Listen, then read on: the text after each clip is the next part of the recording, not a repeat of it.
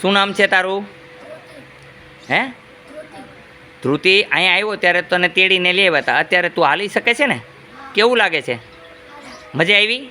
હું ખીજાવું છું પણ તમારા માટે ખીજાવું, મારા માટે? બરાબર છે. અહીં કાંઈ પૈસા લેવામાં આવ્યા ભાઈ? કોઈ પણ દવાના પૈસા લેવામાં આવ્યા બેન? તમારો દીકરો છે, તમે જોયું હતું કેવી હાલતમાં આવ્યા હતા? અત્યારે કેવી હાલત છે? સારી છે? આવું હનુમાનજી કામ કરે છે. અહીંયા કોઈ પૈસા લેવામાં આવતા નથી. અહીંયા માનવ સેવા, પ્રભુ સેવા સમજીને સેવા કરવામાં આવે છે. જગત કલ્યાણ મારું કલ્યાણ છે.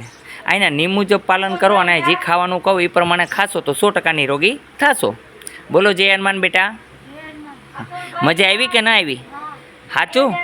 તો વાંધો, હું ખીજાવ પણ તમારા હિત માટે થઈને ખીજાવ ભાઈ. હા, તમને બધાને ભગવાન સમજીને સેવા કરું છું તો નિયમનું પાલન કરવું. આદેશનો અર્થ છે આજ્ઞાનું પાલન કરવું.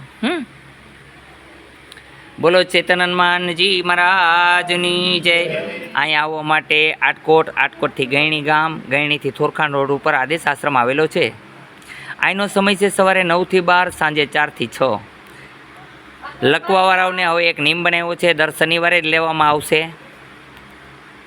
જેમને ત્યાં બાળક નથી થતા એમને મંગળવારે લેવામાં આવશે. દુખાવાવાળા કોઈ પણ વારે આવી શકે છે. જેના હાથ પગના દુખાવા હોય, ચિકનગુનિયા હોય, એને કોઈ પણ વારે આવવાની છૂટ છે. સોમવારની અહીંયા રજા રહે છે. નિયમનું પાલન કરવા, નિયમનો ભંગ ન કરવા નમ્ર વિનંતી છે. લાઈન હોય તો લાઈનમાં જ ઊભું રહેવું, લાઈન તોડવી નહીં.